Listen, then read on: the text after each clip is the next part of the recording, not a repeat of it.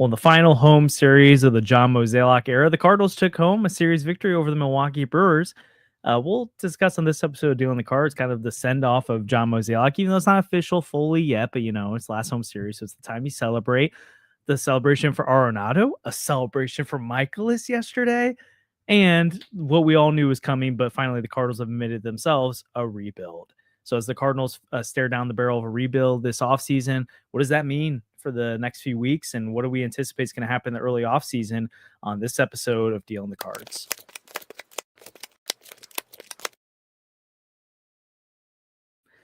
Welcome into Dealing the Cards. Andrew, today was kind of Mo's send-off day. I know we got a little bit for Nato there. Michaelis got his own thing. It's really a send-off of the Cardinals this season in general. But I feel like because of Mo and in honor of Money Mo, I think we got to hit the hold Mo's water one more time. Wow. What a day. It's kind of weird because it's like we've known this day is coming for so long, but usually in sports, it just kind of happens. Like you don't typically get, especially with baseball or with executives in the prominent sports leagues, you don't get like a long send off, but that's what's happened this year. And so we've known this day's coming, which kind of makes it like, yeah, like it's not a surprise by any means, but then the day came and I was pleasantly surprised. And again, I hope if people listen to this podcast, they know we've said plenty. We've criticized Mo plenty over the years. Definitely a lot more criticism than glazing, even though I think some people think we give him too much credit, which is kind of crazy to me sometimes.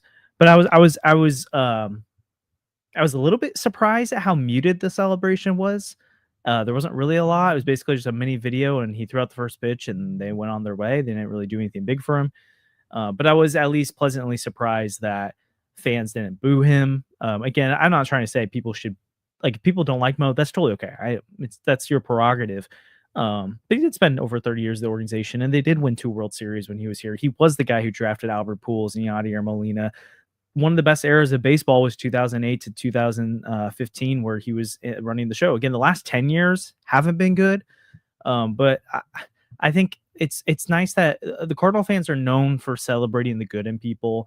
And I know we get frustrated by things, but like when Andrew Kisner comes back to Busch Stadium, he doesn't get boos, right? You celebrate that guy. There have been some complicated players over history with Cardinals, but I think for the most part, this fan base does a really good job of making people feel appreciated. So I was glad they did that for Mo. But yeah, what were your? I know probably we want to get more into the rebuild conversation today. But I'm just curious, what were your thoughts on the Mo send off?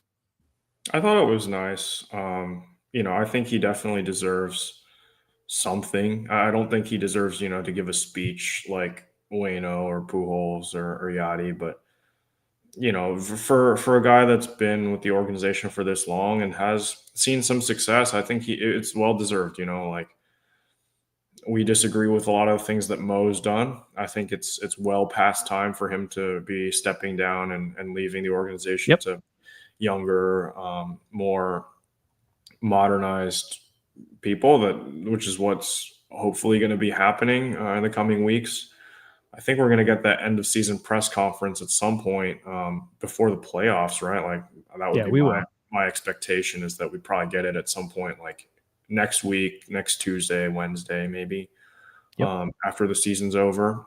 So I'm excited to see what Chaim Bloom has to say, if he actually uses the terms rebuild or if, ownership kind of steps in and is like, well, we don't really say those words here. The Chicago Bears flea flicker touchdown. Let's go. All right. Anyway. Luther Burden. I know. Sorry. All right. Bears fans, we don't have hope ever. So this is like when the Cardinals in 3 years from now start playing better baseball, that's how we're going to react. So I'm like, let's go. Okay.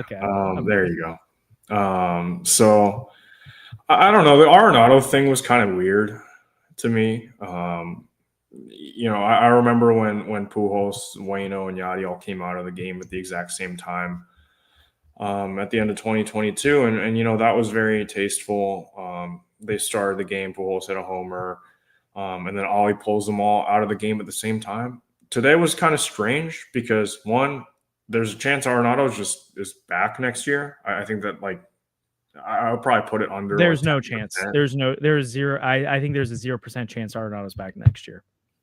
I would say like around like 5% chance. Okay, maybe back. 5, but I think like, they release him even if they don't trade him. Really? Okay. Yeah, because you're clean. You've already paid in the money. You can't undo that. And so if no one's going to take him, I think they want to clear that space. And also, I think it's telling that literally every reporter today that put something out was like, it's probably and should be Arenado's last game. Like, no one's really mincing words at this point. Arenado's acknowledged it. I think he's gone. Anyway, but like, and his time in St. Louis was like he was okay in 2021, was really good in 2022, was okay again in 2023, and has been pretty bad for the last 2 seasons. So, I mean, most Cardinals players that leave don't really get this kind of exit, right? Like the ones that I can think of are like obviously the Pujols, Waino, and Yadi. And Waino didn't even really get that. He got the at bats. I mean, Matt Holliday got something like Yeah, this. Matt Holliday did, but Matt Holliday was like, I don't think you can compare the Cardinals' careers of Nolan Arenado and Matt Holliday. You know, like You don't I feel like often this know. is probably, You don't often know a player's actually leaving, though. So I think that's part of the reason you don't get that. But like for the most, like Goalie didn't even get this last year, and you knew he wasn't coming back. Like there was no way he was coming back.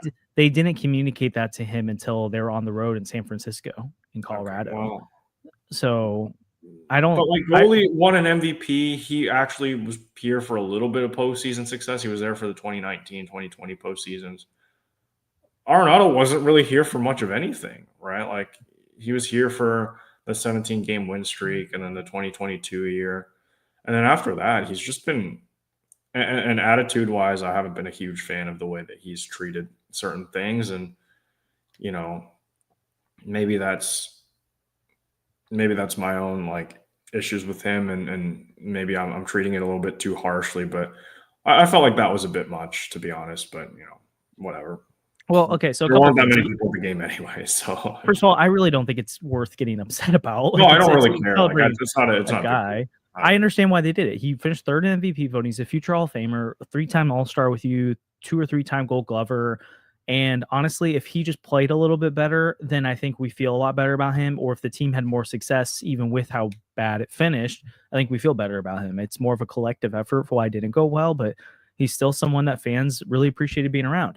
And I think to Bill's point here, like, I don't think at all the Cardinals are going to have to worry about the potential DFAing Arenado and how that affects how other people view the organization. Like Albert Pujols has been DFA'd by the Los Angeles Dodgers before and the Los Angeles Angels. Actually, sorry, not by the Angels, the Angels, not the Dodgers. But I mean, let's be honest, the Dodgers weren't going to bring him back. There's been plenty of guys over the years who've been DFA'd by things, and they wouldn't be DFAing him to leave him to sit in free agency. He wants to go play for a contender. So I think if they can't find a trade, which I honestly be shocked if they won it, because if they eat enough money and you're just paying Arenado $5 million, $6 million, the other team, that's $5 to $6 million the Cardinals don't have to pay, so you're automatically saving money. So it's a net win. And like, let's be honest, if Arenado's a free agent and he was offered, like, you could sign for $5 million, like, I'd do that in a heartbeat. Because it's like, yeah, I don't know how good he'll be, but he'll at least make me back my $5 million, if not be better than that. So there will be a market for him. Part of the reason the Cardinals weren't as desperate as they probably should have been last offseason to move him. If they had been willing to eat even more money originally, they may have been able to get him to Los Angeles, or maybe Boston would have been like, okay, we love the idea of Alex Bregman, but like, this is such a deal. Why not go get Arenado? Now you're basically just dumping the contract and you're not getting anything in return. And there was a joke earlier, which I think it's fair, from Jay kind of being like, well, this wasn't a rebuilding year, so if you trade Arenado now it's a rebuild. No, the Cardinals themselves kind of refused to acknowledge it was a rebuild, right? Like, I do think in totality, when we look back at 2025, we'll count it as part of the rebuild. But the Cardinals went into the offseason with the idea that they're probably going to trade Arenado, Contreras, and Gray. 2 of them didn't want to leave, and Arenado rejected trades. They kind of got stuck with them. And then so they kind of flipped it into, yeah, it's a year of opportunity, but also let's see if we can win in our last year together. And that's not the same as what Bloom's going to be doing. He's coming in here. I think Bloom's eyes are on the 2027, 2028, 2029. I don't think there's going to be decisions he makes being like, well, we could also try to win this year. I think it's like, if you just so happen to, that's cool, but they're not going to do anything to try and put themselves in the position, at least in my opinion, other than the fact that young guys break out. So I do think there's a difference in mentality coming into this offseason versus last one, where Remember, they kept not using the word rebuild. It was transition, or sorry, reset. And then once they got sick of us saying reset, they're like, oh, actually, it's a transition year. It's not a reset anymore. It's a transition year. So I do think things are very different now. I guess we already kind of beat the horse dead with it. And we'll get more into suitors in the offseason. But I mean, do you think Arenado is someone that teams will want? Assuming the Cardinals need a lot of money. I don't know if want necessarily is the right word. Like, I don't think there's going to be teams out there actively being like, this is the move that's going to put us over the top or whatever. But like, yeah, I'm sure there's a team out there that thinks that he could be better and could be providing good defense at third base. And then, if the Cardinals are willing to eat however much of the contract they're willing to eat, then yeah, I'm sure that there's a team that will just scoop him up for nothing, right? Like, I don't know what you could even get in a return package for him, even if you ate most of the contract at this point. Like a Matt Swanson, maybe. I guess we could joke about stuff like that. I think that's part of the point, though, is like, I'm not saying want isn't like teams are going to be head over heels for Arenado, but like when you pay that contract down and, you don't have to give up a lot for him, and you're talking about a guy that you're probably, at most, the team's probably paying $15 million to him, but I'm guessing more in the 10 to 7 range, like, or 12 to 7 range. Like, if he was on the open market, he's probably getting a $8 to $10 million deal. And so you're taking a flyer on a guy who, at worst, is a good defender with a bad bat that hits the bottom of your lineup, or at best, he maybe is a little bit above league average and ends up having a really good defense, and you got a bargain on him. So I do think there's a market for him. It might take a while to materialize, but also there isn't a lot of players in free agency this year that you. Yeah, I mean, Alex Bregman will be there again. I think he's opting out, which sucks. Yeah, but then like there's some teams that are just gonna know they're not in the Bregman market, and they can go to him, or the other teams can pivot, and so we'll see what happens with all that. But okay, so let's continue on. Maybe we can thank a couple of our sponsors real quick, and then we can talk more about this rebuild chatter that we've been hearing already, and we'll continue to talk about all off season. But I feel like we've got a little bit more to share about that, or a little bit more to comment on with it this time around. So, as always, we're presented by 314 Sports Cards and Collectibles. They're located at 9640 All Boulevard in Olivet. Open 10 to 5 Monday through Fridays and 10 to 4 on Saturdays and Sundays. They buy, sell, and trade all sports cards and Pokemon cards. They always have the newest selections of packs, boxes, and single cards of local players and stars from around the league. Make sure you go check them out. We love 314. They're an awesome partner to work with. We know many of you shop there already. So make sure you let them know if we sent you, and send us your polls or what cards you snagged from the store whenever you go there. And so we also want to let you know about one of our other sponsors, and that is Underdog Sports. The Deal in the Cards podcast is proud to be partnered with Underdog Sports, our favorite place to play fantasy games. You're now eligible to play in Illinois, Missouri, Indiana, and 37 other U.S. states. You got to check out Pick'em. It's so easy to play. You just pick 2 to 8 stats of your favorite players and choose whether they'll go higher or lower. You can win 20 times your money by going 5 for 5. If that sounds like fun, sign up with our promo code CARDS to claim your first free pick plus first-time deposit offer up to $1,000 in bonus cash. We can't wait to see your entries. So I feel like I need to set the stage for you to do a little victory lap here real quick, because there's been I'm going to be honest, people can be pretty brutal sometimes on social media to anyone. But I feel like in the comments, people were pretty rude toward you recently about wanting Ivan Herrera to be catcher. I myself have continued to say, dude, chill. It's not happening. But I'm not being like some other people are. And what did we get from Ollie Marmol the other day? Ollie and Chaim have both met with Ivan, and they're going to prepare him this offseason to be a catcher once again. He is having offseason elbow surgery to apparently fix an issue that prevented him from getting to the right throwing motion to be able to throw runners out. And they think that can help him with that. Ollie said during the broadcast today the 2 big things they'll be working on with him, which they already developed this plan before the surgery. It's not like the surgery came out of nowhere. Is to, again, improve his throwing ability and his game calling. Andrew, you hear all that as someone who's been a huge proponent that Herrera should be behind the plate. The first big news coming into the rebuild, and then we'll talk about the actual rebuild comments. But how are you feeling about the Cardinals committing to Ivan Herrera as their catcher for 2026? Yeah, I'm excited. It definitely needed to happen at some point to find Ivan Herrera a position, just because, it's hard for a team doesn't really have a lot of direction, trying to play a lot of young guys, to just have a DH as one of their like cornerstone pieces. So he needed to find that, whether it was behind the plate or in the outfield. I think that was pretty clear. And his natural position was behind the plate.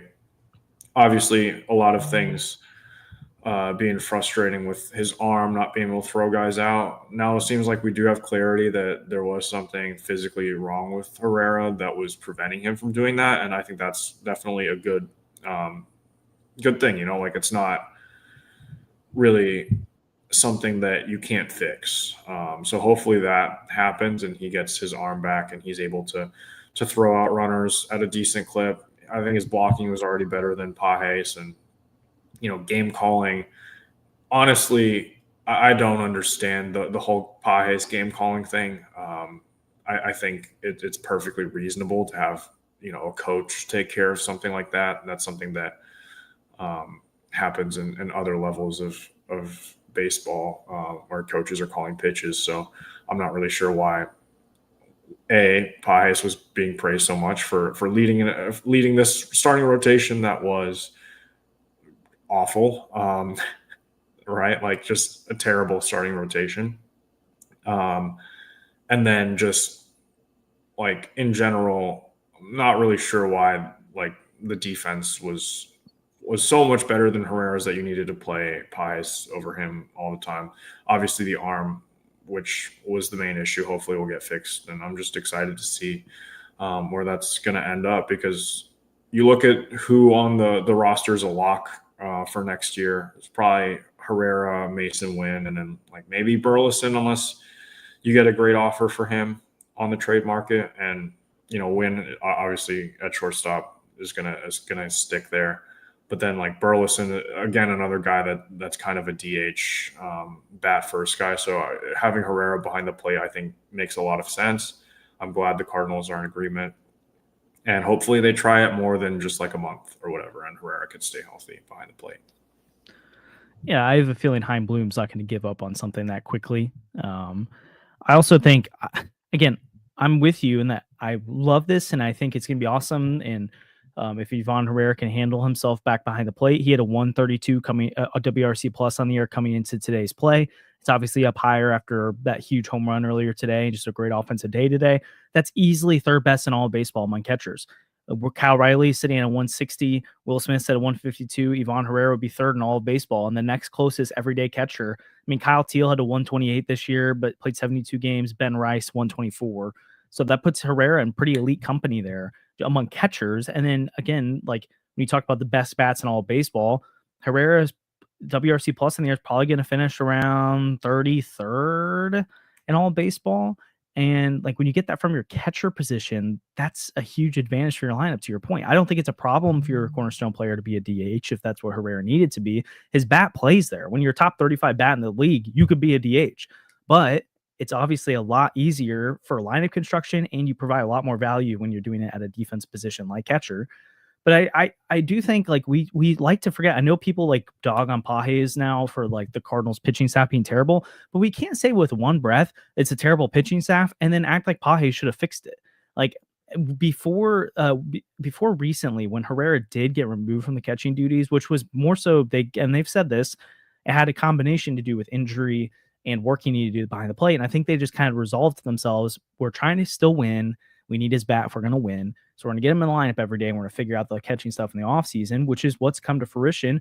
And plus, the catching stuff was a detriment because at least, again, you can parse these numbers. It's always hard to say for sure how much they impact things because it just depends on the player's stuff that day and who they're catching. But for the last 2 years, Ivan Herrera has been significantly worse. Like the Cardinals pitching staff has been significantly worse with Herrera behind the plate in team ERA than Pajes. It was like a run and a half difference, and that's a lot. And so I do think there's something real to it. Now, to your point, and I think you've preached this well, like I think you should, especially when you're in a rebuild and a retool, you should be putting him behind the plate to learn and grow and to keep trying this out rather than give up on it. So I don't blame the Cardinals. I don't think the Cardinals are wrong to say Pajes was better behind the plate. I believe that. But I do think the upside is just so much further with Ivan Herrera. I came to a place where I was pretty neutral on it, where if the Cardinals announced, hey, Herrera's like outfielder DH moving forward, I've been fine with it because I think we saw with Wilson Contreras this year, keeping him in the lineup every day is a big deal. But on the flip side, again, I think it does provide so much more value to organization. And I already have seen, like, I don't use Facebook, but I'll go on there to like get rid of a notification or something. And I've already seen people be like, "Are the Cardinals trading right now Rodriguez because Yvonne Herrera is a catcher?" And it's like, okay, guys, calm down. Like, Bernal and Rodriguez, they're not, their futures are not changed right now. And I kind of doubt Jimmy Crooks is either. Especially Pages, I think is going to be arbitration eligible after next year or maybe this year.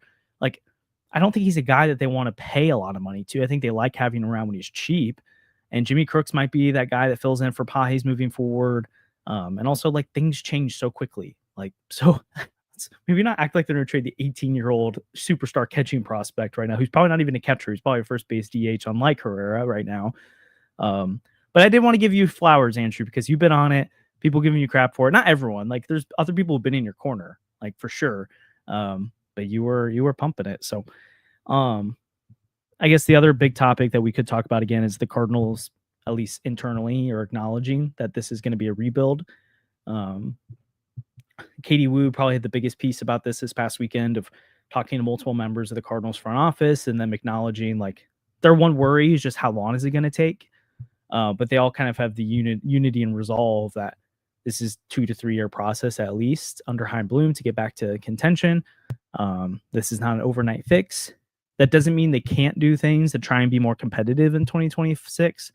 But I think their eyes on, hey, let's build a stronger foundation that's going to propel us for a long-term success than try to patchwork it like they did in 2024 or cross your fingers like you did in 2025. I think they're serious about tearing this down as much as they need to, but more so building on top of what they have right now, because there isn't a whole lot to move on from, right? Like, Arenado's not going to get you anything. Sonny Gray is going to get you very little if you move him.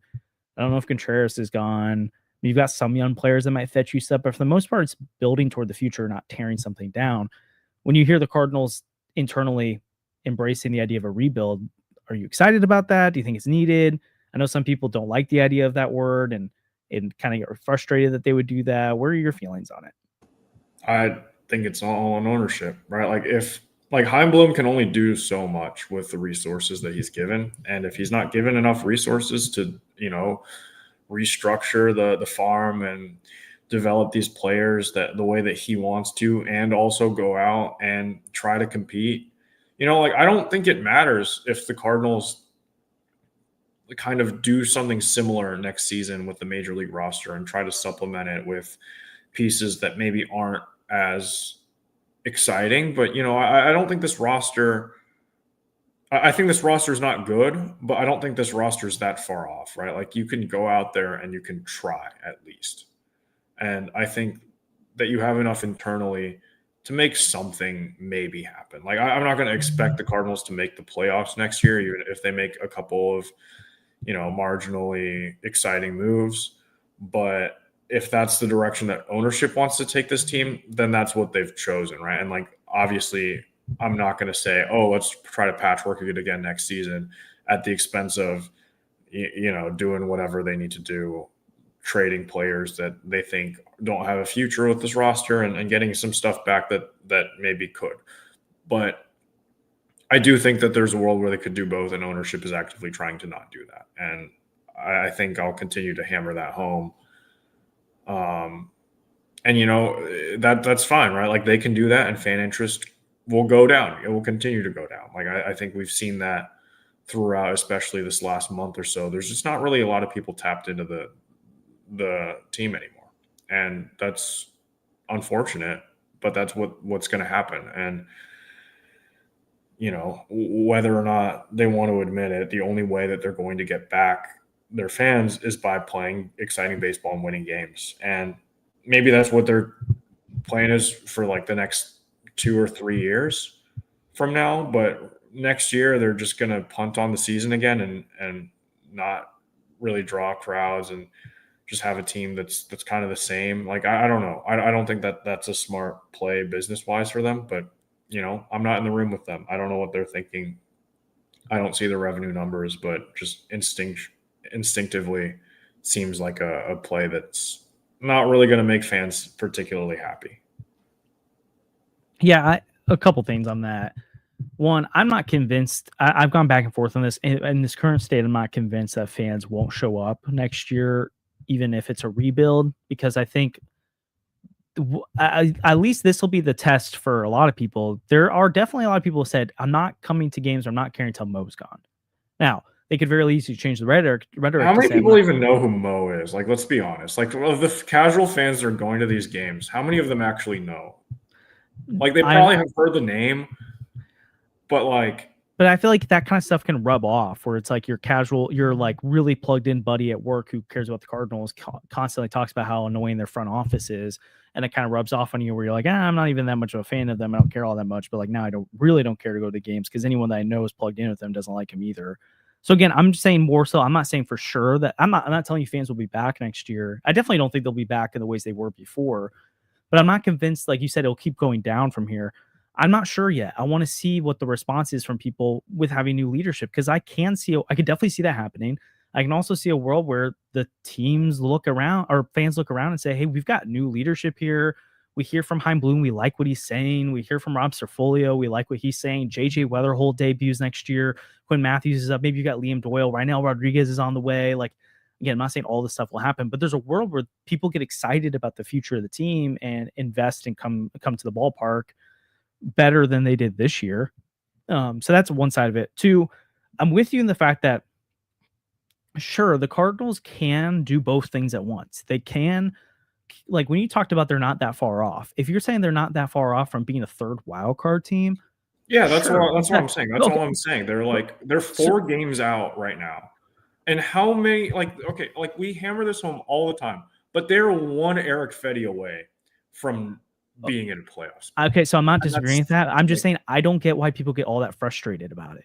Like, haven't we said for years that we're sick of this team just being good enough to make the playoffs and just why can't you be a third team? wild card and also have a lot of exciting prospects coming up instead of being bad? Well, okay, I think that's part of the rebuild. The rebuild isn't let's not have exciting prospects. The rebuild is we're not going to spend to maximize the 2026 roster. We're spending to maximize the future. No, I'm not saying you need to spend to maximize the 2026 roster, but I'm not saying you need to go out and just like trade Nootbaar and trade Donovan and trade Burleson and then not supplement it with anything. But then what does the rebuild even mean then? Are they just going to run back the same thing that they tried this year? I mean, so I'm not saying that all those guys won't or any of those guys won't be traded, but you just named a scenario where they trade 3 of their core players and get rid of Arenado.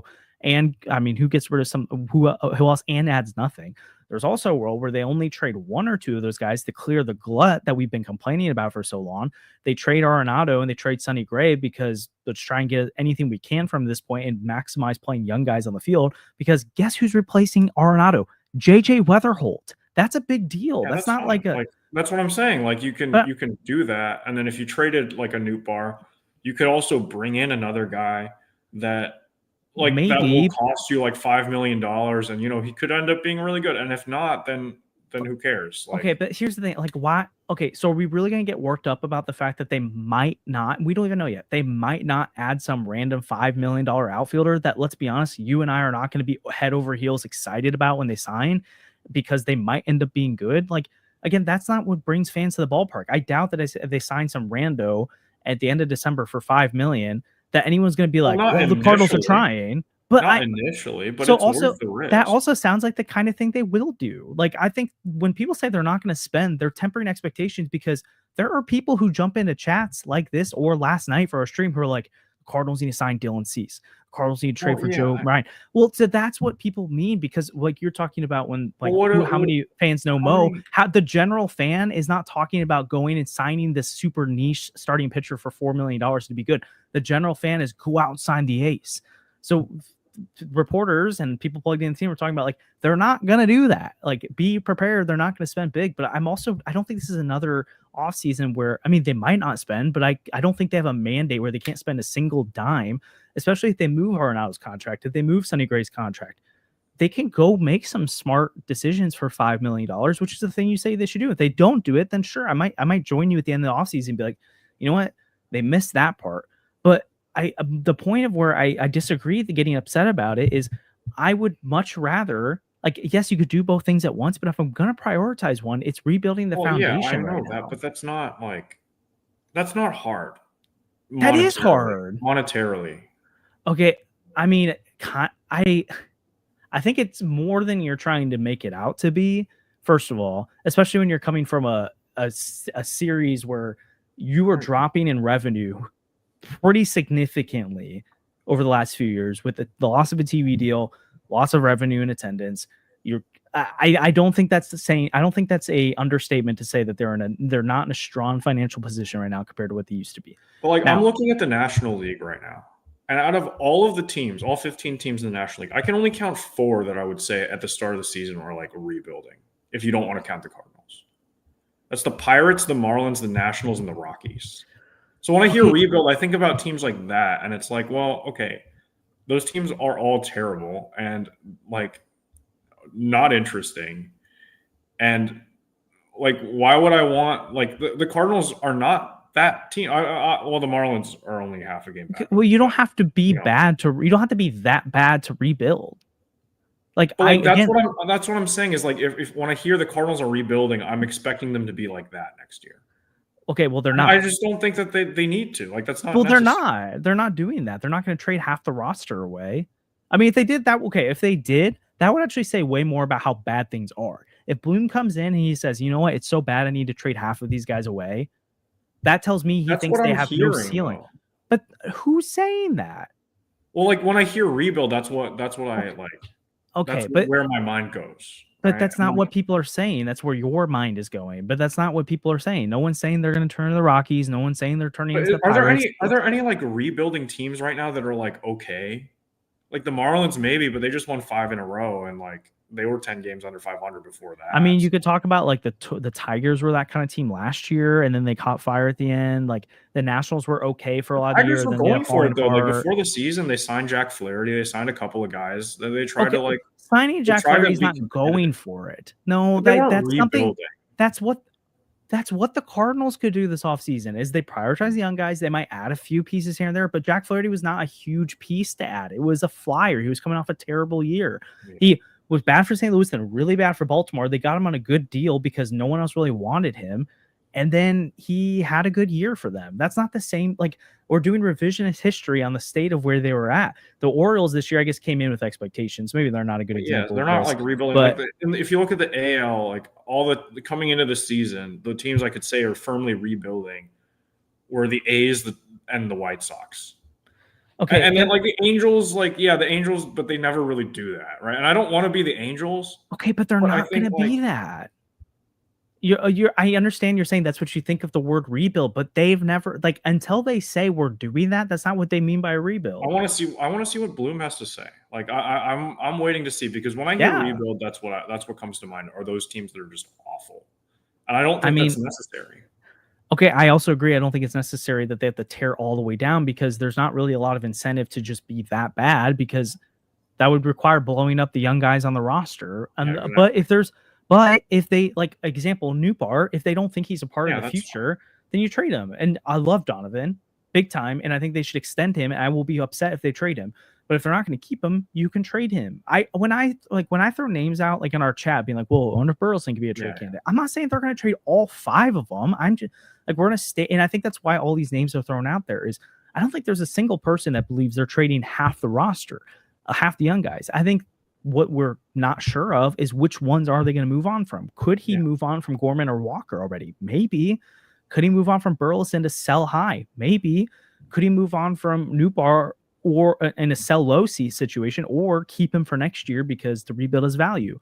Maybe. There's a lot of different options, but I really don't see the world where they tear down and are as bad as the Rockies and the Pirates. That's not happening. So we don't need to talk about that or speculate about that until they say otherwise. That's just us inferring something that's not true of them. But my point is when people are frustrated about the idea of a rebuild, my counter is, okay, so I think level-headed people like you are saying, well, if they just tried a little bit more at the big league level, they could make the 3rd wild card. And my counter is we have complained for years that we don't care about that we don't care about a team that we know has no real aspirations in October making the playoffs. It's getting so annoying when people bring up the Diamondbacks or the 2006 Cardinals or the 2011 Cardinals. Those teams were a lot better than this team. The 2006 Cardinals had Jim Edmonds, Scott Rowland, Albert Pujols, Tony La Russa as the manager. They had Adam Hey, Wainwright, Chris Carpenter. whoa, the manager. We don't have to start talking about the manager being bad. Okay, I'm not saying Ollie's bad. I'm just saying he had a Hall of Fame manager. And I get they limped into the playoffs, Anyway, but you had so much more star power. When you talk about the 2011 Cardinals, you talk about Chris Carpenter, Albert Pujols, Lance Berkman, David Freese, Yadier Molina. You had star talent, even though you scraped into the playoffs. Who's the you've got Ivan Herrera. Like on the pitching side. I know that, but I'm saying if the Cardinals made the playoffs this year, they're talking about Sonny Gray, Andre Palante, and Michael McGreevy, or Miles Michaelis and Michael. I'm worried McGreevy? less about who cares? The Cardinals making the playoffs and winning the World Series, like the 1% chance that they would even have if they made the playoffs next year, and more about just like keeping the fans engaged for a little bit longer, right? Like I think there is a portion of Cardinals fans that is just like falling off right now. That's the point. And they just don't care. Because I know. If you bring in Corey, you can hold on to them for a little bit longer if you make the playoffs next year, right? I really don't think people care if you sign Corey Dickerson, like the equivalent of that, to a $5 million deal this next year, and he has a pretty good year and helps you make the playoffs, and everyone knows you're not doing anything in the playoffs. They will care if you make they will care if you make the playoffs if the young guys lead you there. But the playoffs, I'm not saying the Cardinals can win the World Series, but if they had made the playoffs this year, they would be facing the Dodgers. And they've done really well against the Dodgers this year. They won 4-2 against the Dodgers. I mean, sure. And the Dodgers have been really bad since the first month of the year. They're like a 500 team. Okay, again, I'm going to be honest. What are you going to put the odds at? 5% they beat the Dodgers? Maybe. But if they had made the playoffs in a playoff series, probably 35%. And if they beat the Dodgers, how exciting would that be? Fans would get really excited for that. Oh man, I mean, I get that you get excited in the moment and it's fun, but then when the magic fades and you get stomped by the Phillies in the second round, no one's gonna care. I get that. But you're gonna think about, remember when we beat the Dodgers and the super team in the playoffs? But I don't. That's not gonna make fans come back next year. That wouldn't make fans come back next year. If you beat the Dodgers randomly in the playoffs, you're like, oh, that was fun. We shouldn't have beat them, but we did. No one's going to be like, now let's go to the ballpark. It's cool, fun memory. I'm far more concerned about investing in the areas that need invested in. I understand that. That is priority number one. I'm just not, but it's priority 1, 2, and 3. It's not, I don't understand why squeaking into the third wild card for the just to make the playoffs, even though we all know they're not going to do anything, with the long shot that you can actually do something kind of crazy for one round. If you're talking there's a 30% chance you could win the World Series or something like that, that's different, but that's not where this team is. You have to spend so much money to have that chance, right? The Brewers don't even have a 30% chance to. The Brewers are limping in the playoffs. They have Eric Fetty out here giving you garbage time innings. What is going on? So that's why the Cardinals need to invest in the infrastructure now, so that by the time you are ready to compete, you can invest money in the big league club and do both at the same time. I'm going to be honest. The Mets and the Dodgers and teams like that have done both at the same time, but there are very little small markets that have invested heavily into their big league club, as in the kind of payroll you would talk about that would be them trying and investing heavily into the minor league system. The Brewers over time have rebuilt this, and the crummy part if you're a Brewers fan is there's never a world where the Brewers can be a top 15 payroll, top 12 payroll. That's not happening. The Cardinals can do that. And I'd much rather them start investing money into the big league team when the infrastructure is in place and the player development's in place and the young players are in place that you can add to it, than to reshift resources during years that don't really matter. What I'm worried about is that the Cardinals will do that, but they've gone through 2 or 3 years of having no attendance. And so the DeWitts are well, sorry, you guys didn't come to the ballpark, so we're not going to invest. And they're going to be like the Brewers, having a bottom payroll and winning the division, but still getting stomped by these teams that have higher payrolls, right? If I'm a Brewers fan right now, I'm really nervous going to this stretch because I don't have any pitching depth right now. All of the pitchers are on the IL. I have these guys that are just yeah, it was a fun story. Yeah, the Brewers were going to win like 96, 97 games, but they won't make that move to go all in. And this is probably like this year or next year is probably the height of where the Brewers are going to be Oh, because I don't know about they're that. not going to spend. Okay, so they've got Jesus Mate on the way. Yeah. We'll see what Jacob Mizorowski is, but I think he's not Exactly. going to be a reliever long term. We're talking about Milwaukee that has a $121 million payroll, which is 23 million less than St. Louis this year. But St. Louis was pushing 190 before. That's $70 million outspent by the Cardinals during years where we were complaining they're not spending enough.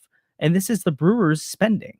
Like, I really don't think it's that crazy to think that, again, we haven't seen the DeWitt family go through this before. So I could get my kid, I could be really dumb here and they could totally be hoodwinking me.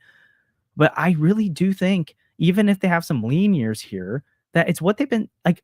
I'm gonna be honest, Mo's been pretty honest about like that end of season press conference. The DeWitts were kind of dodging the question about payroll, and Mo took the mic. He was like, no, payroll's going down. Like, we're not gonna dance around this. But then he's also said since then that like the hope is that you can get this thing fixed and get it on the straight and narrow and be on an upward trajectory so that in a couple years here, you supplement it with spending. There might, to your point, they might have some lean years attendance wise and revenue wise, but that's why they're cutting costs right now. So they're not operating at a negative in years that don't matter. Again, I will I will be so upset and frustrated. And I will call my old self out. I'll call them out. It'll be the travesty of the century if we get to the place where the Cardinals are ready to contend and that they're crying poor. But until then, I'm okay with them investing money at the minor league level, spending what they should at the major league level to maintain the young roster. And yeah, they should make some moves here and there to either help them win or to have assets to sell to trade deadline. You do smart things like that as an organization. But if they cut costs and don't overspend now in really dumb ways, then in 2029, even if they're not making as much money, what they can do is you can spend in reaction to revenue or you can spend in anticipation of revenue. And what they can do is, hey, we haven't taken much of a loss, if any, the last few years because we brought our margins down. And now that we think this team's going to be a cash cow again, we're going to invest in it because we think fans are going to flood this ballpark because the team is ready to be good again. That's where I stand on it. And I think that's kind of been the rhetoric. And I think, honestly, we got to give the DeWitts a little more credit than we have.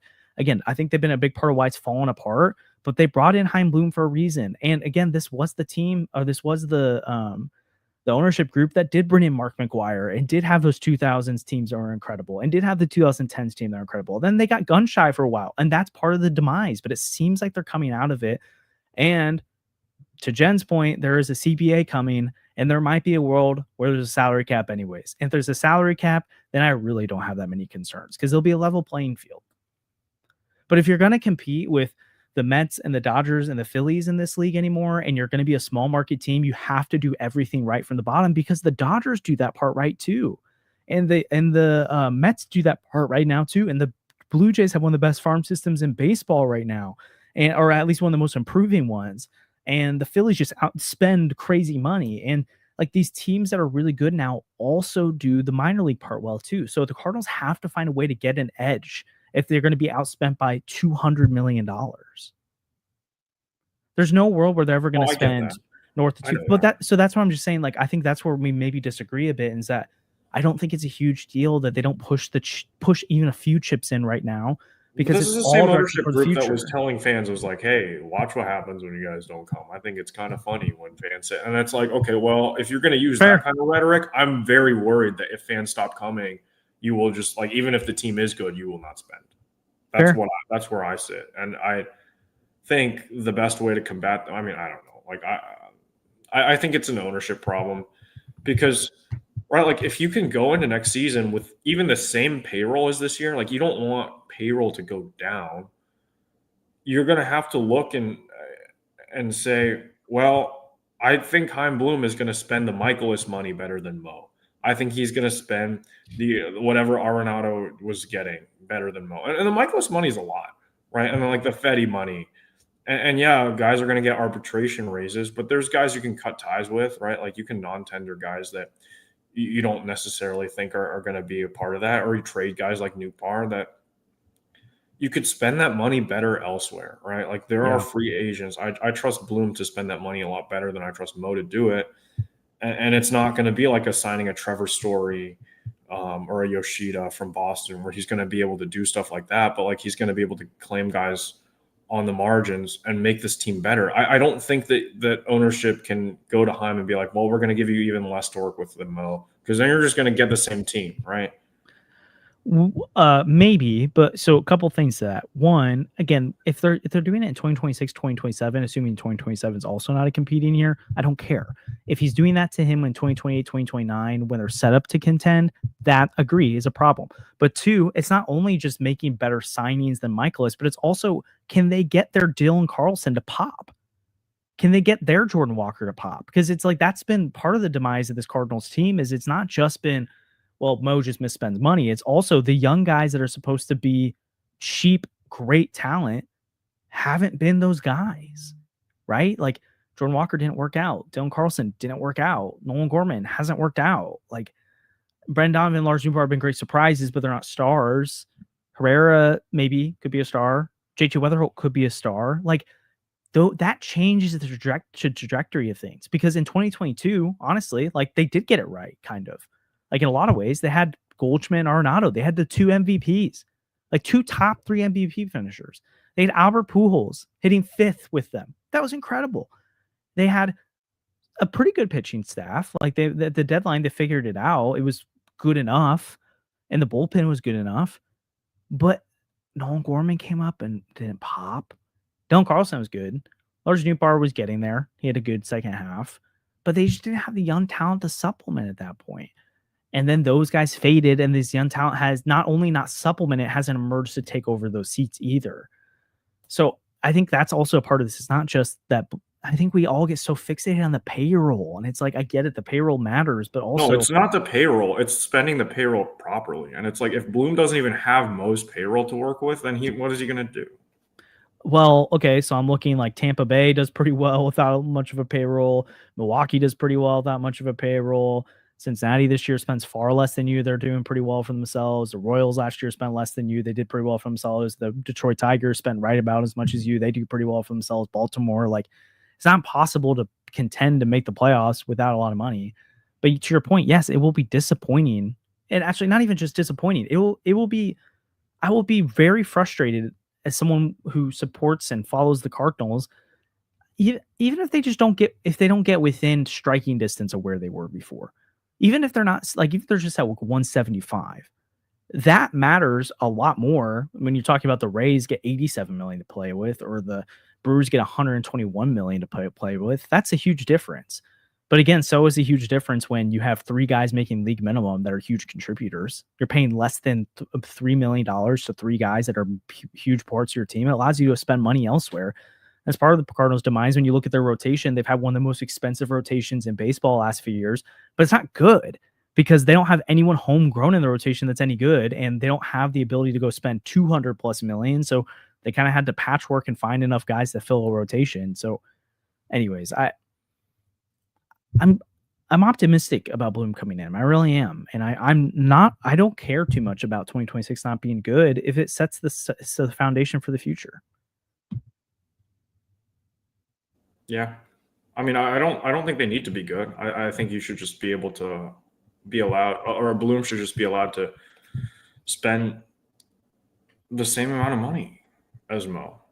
And if those signings don't work out, you trade those guys at the deadline and see what happens. Like, this happens all the time, where these teams that are on the fringes get these guys, and maybe the team doesn't work out, but you can trade those guys and get pieces. Like the Royals did that with Aroldis Chapman. Like, I'm not saying you have to go out and make these. I know Aroldis Chapman's like found himself and whatever, but like, you know what I'm saying.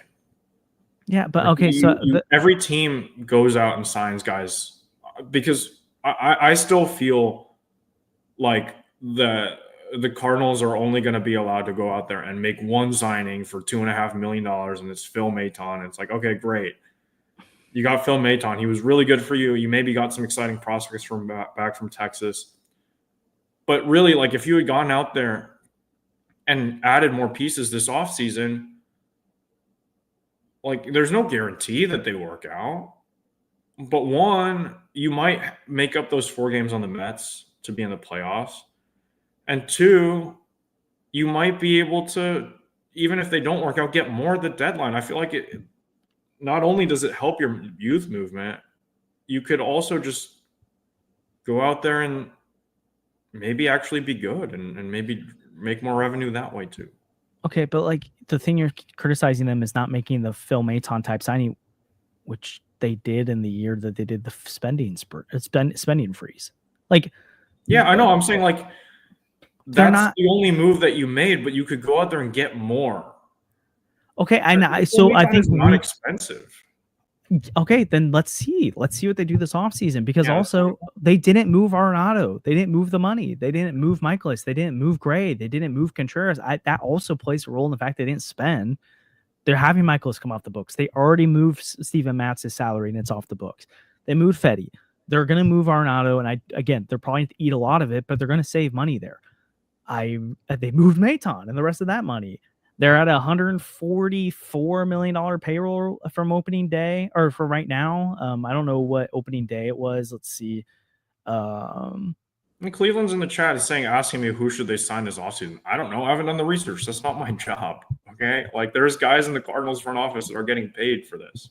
But I guess, but to his point, I'm like, have all the data. They're not making all this stuff. Chaim Bloom is smart. He's probably going to make even better signings than Mo. Honestly, he might have been in Mo's ear when he was asking about Phil Maton and guys like that. You can go out there and you can sign these budget free agents. Dude, I know no one disagrees with you, and they did that last offseason. I think they only did it once because they couldn't move the other money. And so that's a DeWitt ownership thing where they're like, hey, you didn't move this other money. It's not on Bloom. It's not on Mo. It's on the ownership. Okay, but they're not having those same issues this next year because a lot of that money just is naturally coming off the books, and they're going to move Arenado. But is payroll going to go down again? That's what this is sounding like. I mean, maybe some, but like you're talking about. Let's say you save $10 million on Arenado. You're moving. Michaelis is 28. You had 12 from Steven Matz, so that's 40 right there. They only dropped 35 this past offseason. Like, I don't think it's going to be that crazy drop again. And we'll see. It's going to go down, but I don't think it's going down by like 50 million again. And then again, they already did the crying about payroll. I just think that like I don't know. I'll reserve my judgment until Bloom gives his press conference. But using the word rebuild and using a lot of this stuff, where it makes it sound like this offseason is going to be very similar to last offseason, where they're going to just try to trade a lot of these guys, and they're going to be like, okay, we have a roster that we think we want to give these guys playing time, and if we sign these guys, we think that's going to add too much pressure. And it's like, there's no pressure. No one's expecting anything from this team next year anyway. So. Okay, but also make these moves, I don't know. You're talking about a weird year where they had a transition of leadership and they couldn't move the money they thought they were going to move. So when they said the offseason that they're resetting, they had full intentions that they thought they're going to move a bunch of these guys. And then two of them said, sorry, we're good. We're staying here. And the other one declined the trade to Houston. And then also it was Mo in charge, not Bloom. So I have a feeling things will be a little bit different ran this time around. And again, like Samuel, I love Samuel. He's a huge support of the podcast, is always here. But he's throwing in Dylan Cease and a big bopper bat in the chat. Like, that is what people are trying to tell fans is not going to happen. I don't think people are saying they're not going to make any moves this offseason. And if they don't, I'll be right there to criticize with you. But when you're talking about, well, I want to hear the rebuild, like, you're putting your definition of a rebuild onto them that I don't think they agree with, because I don't think they need to tear it all the way down. And then you're also talking about like, well, this past offseason are really weird. Like, it's probably gonna be the weirdest offseason we've ever had for a Cardinal, following the Cardinals, because no team does this. No team does, hey, we've got two Pobos. One's starting next year and he's sitting in the wings, and the other guy's in charge still. Like, Mo kind of was the fall man this year. And they're trying to prop up Bloom to be like this like mega savior of the organization. I don't think they're gonna come in and try to put him in an awkward position again, but we'll see. So we have plenty of time to talk about this offseason. And the nice thing is this is the time of year where over the next few weeks, we're going to get way more reporting on their plans. It's usually like the last two series of the year, and especially the end of season press conference, especially coming out of it, that we start to figure out, okay, what directionally are they starting to lean? So Bloom, I know, will have a statement prepared for the end of season press conference. We'll have a lot of stuff to talk about. So excited for all that to come up soon. But yeah, for now, appreciate the support on the podcast as always. Like and subscribe. Helps channel a ton. We'll see you guys in the middle of the week. Thanks, Fetty.